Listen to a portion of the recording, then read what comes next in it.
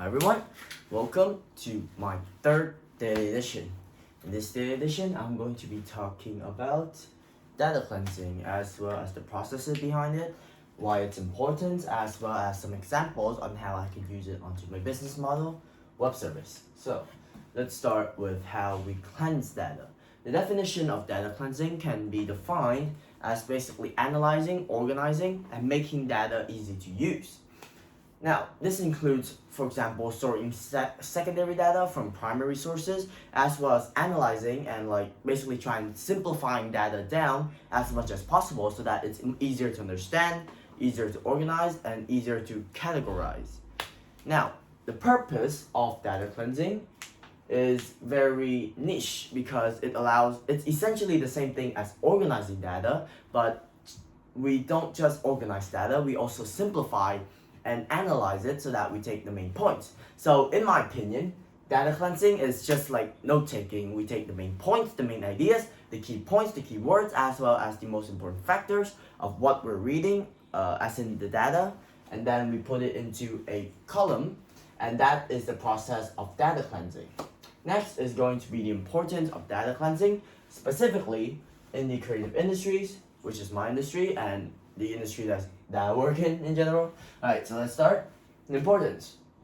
Firstly, it reduces cloud storage and messaging costs. How? Because when we overcomplicate data, for example, let's say we have a file for, let's say an application, a messaging application. For example, if we have something like WhatsApp, it actually decreases your storage a lot more because each single message is saved and it's coded so that it's always private, and because of this, there's a lot more information that is stored. Contrary to this, let's talk about Messenger, for example.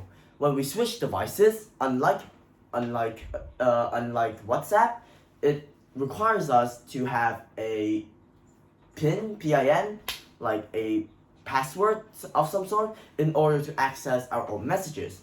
And basically what this creates is that instead of having to code or make security behind every single message, we can simply not have the message exist at all. And if we want the message to exist again, it basically just gives us the option to have a passcode, and then we can access our messages with less storage and messaging costs. Another example of this is when we turn on disappearing messages, for example. And let's say I turn on messages that disappear after 1 month of not editing or anything, or having anything manipulated to that thing. So it basically means that each month a lot of data is cleared because the messages disappear or are erased from the data bank.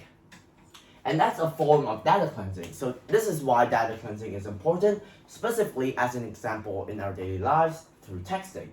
Next is that it automates workflows. For example, AIs, let's talk about AIs for a bit. AIs, whilst they search over the web for maybe my math answers, my English answers, etc., what it basically does for AI, as an example, is that it reads these sources, takes up the main points, specifically the main keywords and the main ideas of the passage and specific points in our own sentences. And what it does is that it cleanses the data, organizes, analyzes, and then categorizes our data, and then gives us the answer. And that is another practical answer on why data cleansing is very important. And lastly, it ensures that we have more of a strategic idea of what we're doing, and that we rely on actual trends, specifically in the creative industries, for my business activities. So why is this a practical example? Because when we clean data, we remove any secondary sources, and we take the primary sources, analyze it, categorize it, and then use it.